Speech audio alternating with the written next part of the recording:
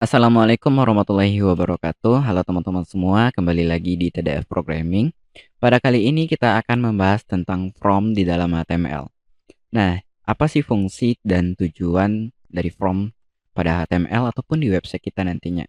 Nah, sebelum kita melakukan praktek atau uji cobanya, alangkah lebih baiknya kita akan mengenal dulu nih, apa sih itu from. From itu berfungsi untuk sebagai wadah untuk pengumpulan data dan akan dikirim ke server, dan di server lah yang akan nanti memproses data-data kita. Kalau di dunia nyata, from itu adalah seperti sebuah lembaran kertas yang isinya itu adalah data-data ataupun biodata kita. Nah, misalkan teman-teman itu daftar ke sekolah, perkuliahan, ataupun di melamar pekerjaan. Nah, saat teman-teman ngelamar, pasti teman-teman bawa biodata, data diri teman-teman gitu ya. Dan lalu teman-teman beri ke orangnya. Yang diberi itu adalah biodata teman-teman sendiri, seperti nama, tanggal lahir, jenis kelamin, hobi, ataupun keahlian teman-teman gitu. Lalu nama itu pasti berbentuk teks ya. Pasti inputnya itu adalah teks. Nah, jadi kalau untuk tanggal lahir itu biasanya kita mengisinya menggunakan date. Kalau itu menggunakan from secara digital. Tapi kalau secara manual kita pasti nulis semuanya. Kalau jenis kelamin pasti kita bulatkan ataupun dicentang menggunakan checkbox ataupun radio button. Kalau hobi itu biasanya pasti banyak ya. Kalau radio button itu cuma hanya milih satu. Kalau hobi itu checkbox. Kita bisa memilih lebih dari satu gitu. Nah, sekarang ini ada contoh dari form register dari Facebook. Di sini ada nama depan, nama belakang, nomor seluler, kata sandi, tanggal lahir, dan jenis kelamin gitu. Dan ada juga tombol button. Nah, itu fungsinya untuk proses pengiriman. Ketika kita klik daftar, maka data kita akan langsung dikirim ke dalam server. Nah, selanjutnya, bagaimana caranya kita akan membuat form? To the point, kita akan langsung praktek. Seperti biasa, kita buka text editor kesayangan Anda. Oke, sekarang saya menggunakan Visual Studio Code. Jadi kita buat dulu foldernya HTML dan new folder pertemuan 10. Pertemuan 10 ya. Kita create, kita drag ke Visual Studio Code. Nah, di sini kita buat file yang namanya index.html seperti biasa aja ya. Kita buat index.html dan kita buat strukturnya HTML5 dan titlenya itu adalah from HTML ya. Lalu kita buat di body ya seperti biasa. Nah, di dalam body kita baru nulis from. Oke. Dan lalu kita buat yang namanya label. Nah, label itu adalah mendefinisikan input kita ya. Kita buat di sini label itu adalah nama, for adalah nama, nama di sini ya, nama titik 2, lalu input, teks, name-nya itu adalah nama, dan ID adalah nama. Oke, semuanya nama. For dari for, name, ID, nama. Sekarang fungsi ini apakah harus sama gitu ya? Enggak. Tapi kalau for dengan ID itu harus sama. Itu memang nggak ada beda. Harus sama. Kenapa? Kalau misalkan kita klik nama, dia akan langsung scan render gitu ya. Mengarahkan langsung ke input. Kalau name itu nggak apa-apa beda dengan for. Jadi kita save dulu. Nah, lalu kita tampilkan ke dalam browser. Oke, index.html. Oke, nama. Misalkan ya, kita klik nama, dia langsung mengarahkan ke inputnya.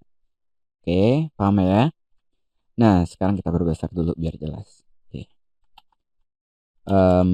Lalu kita tambah ya. Kita tambah di sini adalah label lagi. Atau enggak kita buat di sini aja lahir gitu ya.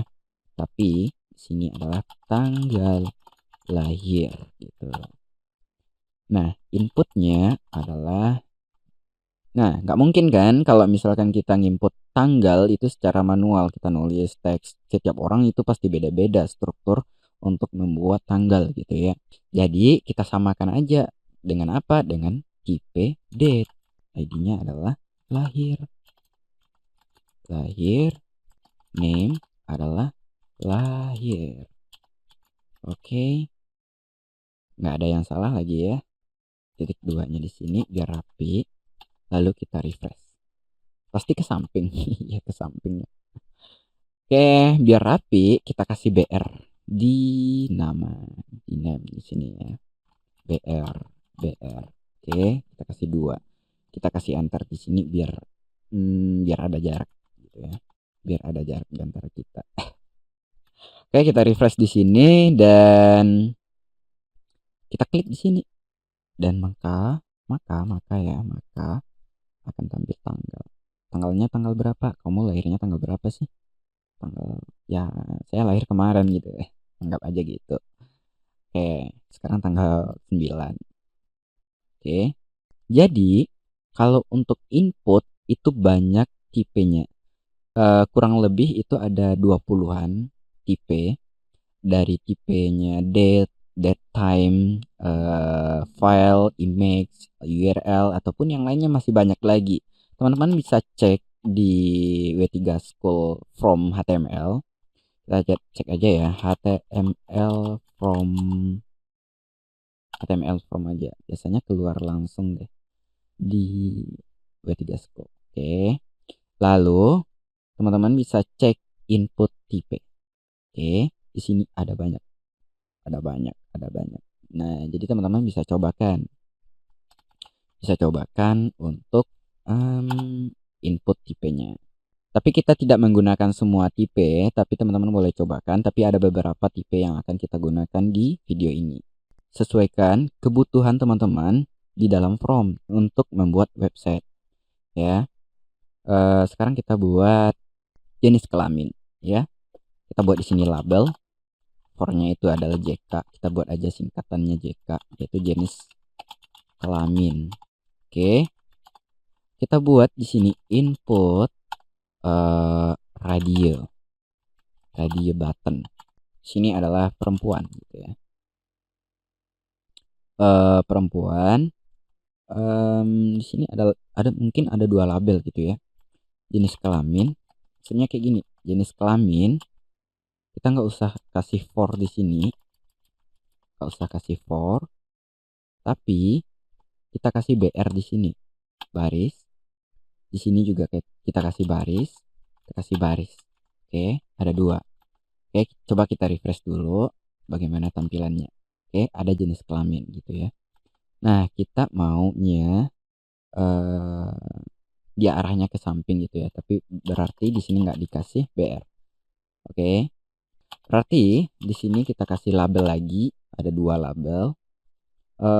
For yaitu adalah JK underscore LK, yaitu laki-laki. Dan di sini adalah JK underscore laki-laki. ID JK underscore laki-laki LK gitu ya. Nah, di dalam label baru kita buat laki-laki gitu ya. Laki-laki. Sekarang kita maunya buletannya itu di awal dulu, baru ada laki-lakinya. Berarti yang ini kita pindahkan ke sini. Oke.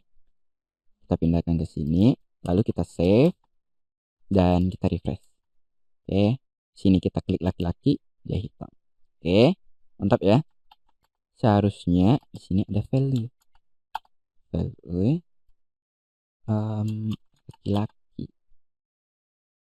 Laki-laki gitu. Oke, seharusnya ada laki-laki. Ketika si user mengkliknya laki-laki, dia sudah ada nilai secara otomatis, yaitu adalah laki-laki. Jadi dia langsung ngirim ke dalam server laki-laki gitu. Kalau misalkan dia milih laki-laki. Oke, kita copy aja. Dan di sini adalah PR. Sini perempuan. Ya, di sini adalah PR. JK_PR. Di sini ada JK_PR.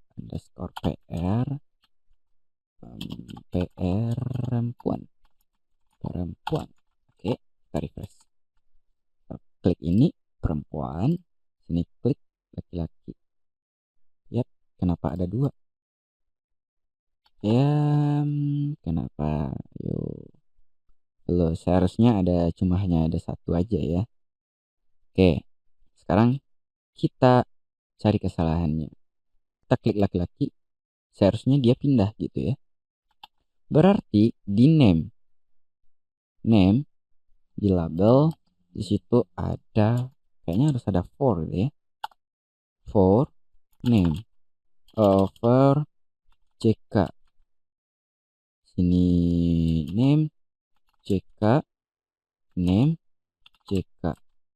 Oke, refresh. Oke, jadi udah pindah. Gak mungkin kan dia punya dua kelamin. Oke, berarti kita di name ya, di name salahnya.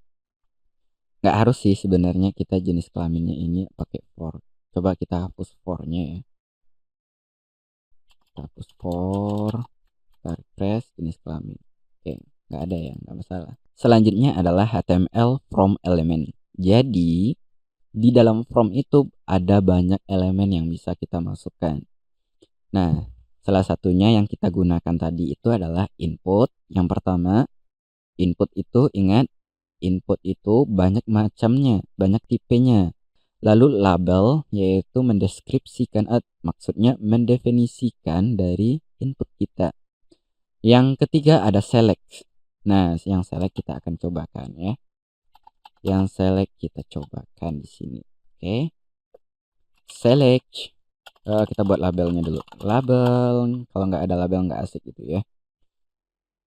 Labelnya misalkan si siswa mau daftar ke sekolah, misalkan daftar ke sekolah barunya, dia masih siswa baru, dia mau milih jurusan gitu. For jurusan, for sini jurusan gitu ya. Select name-nya adalah jurusan, ID-nya jurusan gitu. Di dalam select itu ada yang namanya option. Kita buat option. Value-nya adalah misalkan kita singkat aja ya, TKJ gitu. Terus singkatannya TKJ apa ya? Teknik komputer dan jaringan gitu. Kita buat option lagi. Jurusannya adalah RPL, lalu singkatan RPL rancang rekayasa rekayasa perangkat lunak. Oke. Dan option lagi ada PM gitu ya. Pemasaran gitu. Pemasaran. Sebenarnya PM ini udah ganti sih nama jurusannya jadi ODP, BDP kalau nggak salah. Saya lupa. Jadi kita anggap aja pemasaran dulu. Kita ambil option, lalu ada BC, broadcasting ya, kira-kira kayak gitu ya jurusan namanya. Oke, udah kita refresh teman-teman semua. Kita refresh, kita maunya di bawah ya. Kita beri di sini BR, ada 2 BR, lalu kita refresh. Mantap. Dan di jurusan kita klik jurusan, ada optionnya, listnya. Oke. Nah, di select itu ada atribut 2 yang akan kita praktekkan. Yang pertama itu adalah size, yaitu size. Nah, fungsi size ini untuk kita bisa membatasi data kita yang akan kita tampilkan gitu. Misalkan data kita ada berapa nih ya? Ada 4. Tapi yang ingin kita tampilkan itu adalah 2 di dalam layar ya, di dalam layar, tapi semuanya tampil kok. Jangan khawatir. Oke, kita refresh. Ada 2. Ingat, di sini kita buat 2. Jadi yang data yang ditampilkan itu ada 2. Kalau kita scroll ke bawah, itu datanya tampil. Oke.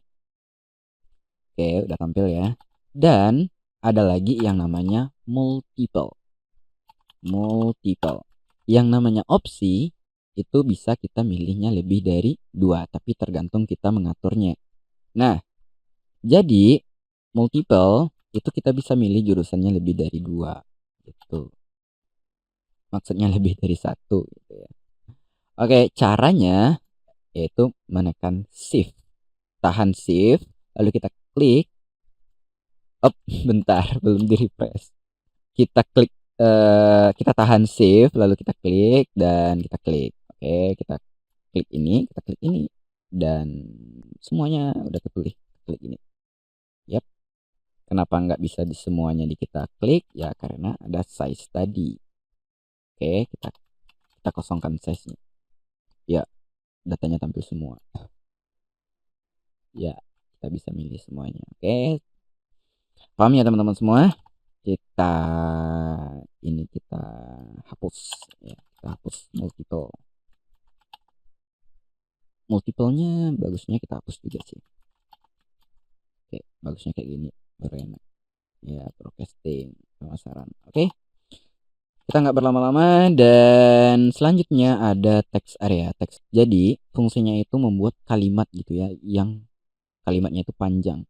Kalau input itu cuma hanya beberapa kata, tapi kalau untuk text area lebih dari, yang penting kalimatnya banyak gitu, katanya banyak gitu. Oke, kita buat di sini text area. Kita kasih baris dulu, BR ya. Kita buat label. Di sini ada text area.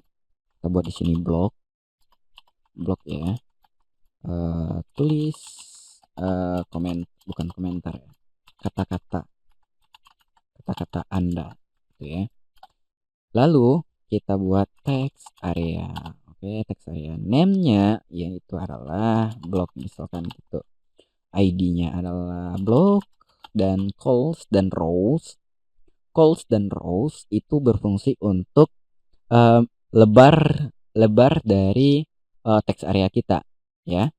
Kalau misalkan kita kasih lebarnya itu adalah 30 ya, kita refresh di sini. Ada apa yang terjadi? Oke, kita kasih di sini BR. Ya, pindah ke bawah. Kita perkecil dikit. Nah, karena zoomnya zoomnya 150%. Nah, tulis kata-kata Anda, kita klik di sini, dia mengarah ke sini, lalu kita klik di sini. Kata-kata Anda adalah gitu ya. Nah, di dalam text area kita sebenarnya bisa meresize ukuran gitu ya secara otomatis. Bukan secara otomatis, tapi lebih enak ngeresize-nya gitu. Oke. Tapi kita bisa mengaturnya, fixnya ketika misalkan si user buka lalu ukurannya itu udah segitu aja gitu. Tapi terserah dia mau resize atau enggak, ya itu tergantung dia gitu ya. Misalnya kita bisa ganti di sini 50. Kita anggap ya lebarnya itu segini, kita refresh dan dia berubah lebarnya. Oke. Kita anggap aja ini lebarnya itu adalah 50. Oke. Selanjutnya adalah button. Button itu berfungsi untuk tombol eksekusi gitu ya. Jadi misalkan teman-teman udah selesai ngisi formulirnya dan udah nggak ada lagi yang mau diisi, ya terus pencet aja tombol button dan langsung kirim gitu ya. Dan sekarang kita buat tombol ya, tombol button. Kita buat di sini tombol button gitu. Namanya apa gitu ya, kirim. Kita refresh dan di sini ada tombol kirim. Oke. Dan setelah itu kita kasih di sini BR gitu ya. BR di depan button aja ya, BR. Oke. Dan button udah. Lalu ada yang namanya field set gitu ya. Field set ini berfungsi untuk memberikan from kita atau definisi judul from kita. Nah, dia ada baris saling kotak gitu ya. Nah, itu namanya field set. Dan legend di dalam field set kita bisa hubungkan dengan legends. Nah, atau kita langsung praktek aja ya. Misalkan kita punya field sets gitu ya. Field set gitu. Dan lalu kita taruh field setnya di bawah. Coba ya kita save dulu dan lalu kita refresh. Mana dia? Bukan di sini, di sini. Kita refresh. Nah, dia buat lingkaran membuat kotak di dalam from kita. Oke, sorry. Nah, ada yang namanya legends. Jadi legends ini teksnya itu berada di barisnya field set. Misalkan from jurusan gitu ya. From jurusan. Kita save dan kita refresh. Dia berada di sini. Di sini guys, dia berada di sini. Oke. Dan lalu ada yang namanya data list. Oke, saya lupa ingat tentang data list ini. Oke, kita coba aja ya, saya ingat. Kalau enggak, kita cari nanti di W3 School. Ada tuh. Kalau misalkan data list itu yang saya ingat, kita bisa mengetik seperti search engine di Google. Dia langsung ada di bawahnya. Ya. Oke. Kita buat dulu labelnya. Di text area kita buat BR 2 buah. BR dan di sini BR ya. Oke, dan di sini ada apa namanya tadi? Data list ya. Oke, data list dan di sini data siswa gitu ya. Data siswa kita anggap aja gitu. Dan ada input tipenya itu adalah kita buat di sini list terus kita buat di sini data list gitu ya. Dan lalu name ya, kenapa sih name-nya itu adalah data list, ID-nya data list juga, data list gitu ya. Nah, barulah kita buat yang namanya data list gitu. ID data ini data list semua nih. Oke, data list ini data list semua. Oke, name-nya kita ganti deh, data siswa. Oke, kalau list dengan ID itu harus sama, tapi kalau for dengan ID itu juga harus sama. List dengan ID harus sama. Oke, dan ada yang namanya option di dalam maksudnya dalam data list itu ada yang namanya option. Oke, option kita tutup, penutup option kita hapus, jadi tinggal value-nya aja. Misalkan di sini ada namanya Hamid ya, kita copy aja, lalu kita buat di sini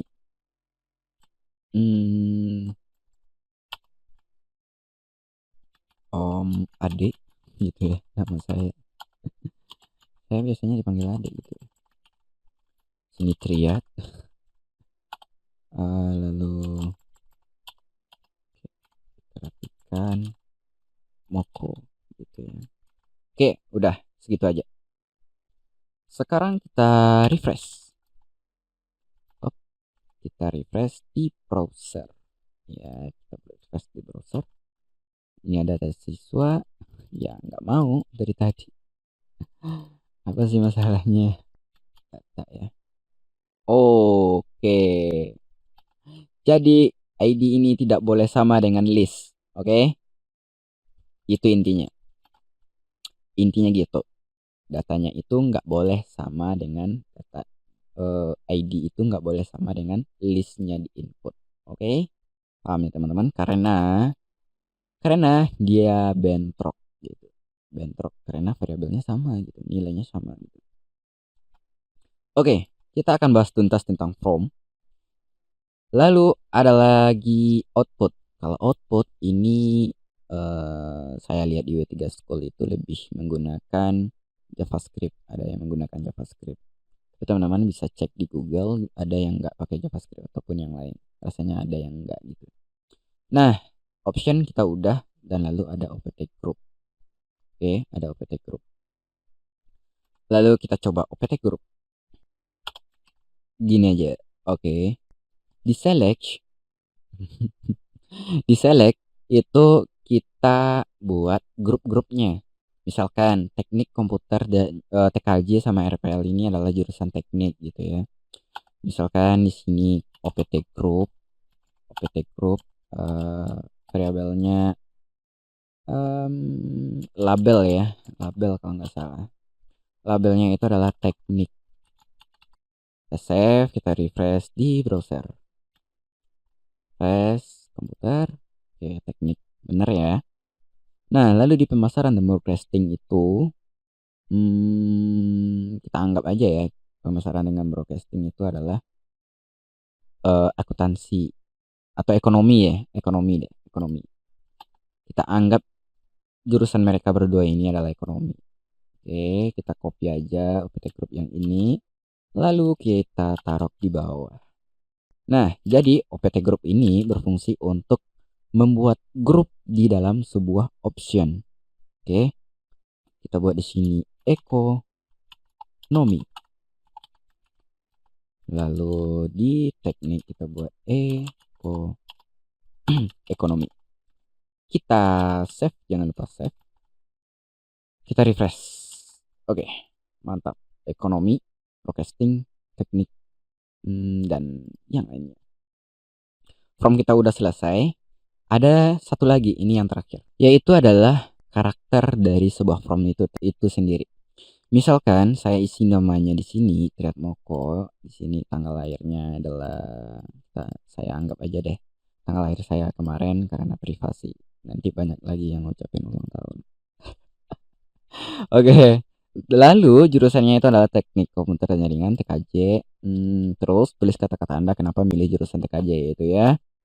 Karena nggak ada yang saya suka selain itu gitu ya.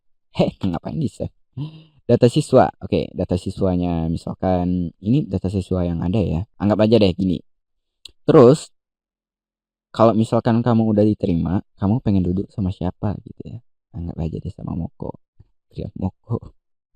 Oke, kita kirim. Lalu teman-teman bisa lihat di URL itu data kita dikirim melalui URL. Oke, melalui URL. Jadi kalau misalkan teman-teman mengisi password ya, buat password terus ngirimnya itu lewat URL, kan passwordnya kelihatan. Nah, jadi kita menggunakan atribut yang namanya method yang nilainya adalah post. Secara default from itu menggunakan metode get ya, get. Kalau post dia lewat belakang gitu ya. Dia lewat belakang. Ada yang mengeksekusinya lewat belakang. Kalau lewat get itu lewat lewat depan gitu. Lalu kita hapus ini. Kita hapus ya. Kita hapus lalu kita enter dan kita isi ulang lagi. Moko ya, tanggal 1 berubah. Perempuan, jurusan TKJ, tulis kata-kata Anda, saya gitu. Siswa mau duduk sama siapa, saya pindah lagi deh sama adik gitu. Kirim. Dan data kita tidak dikirim melalui URL. Kalau misalkan kita refresh, dia mengulang kirim lagi. Lanjutkan. Oke, berarti sukses ya. Kita kirim.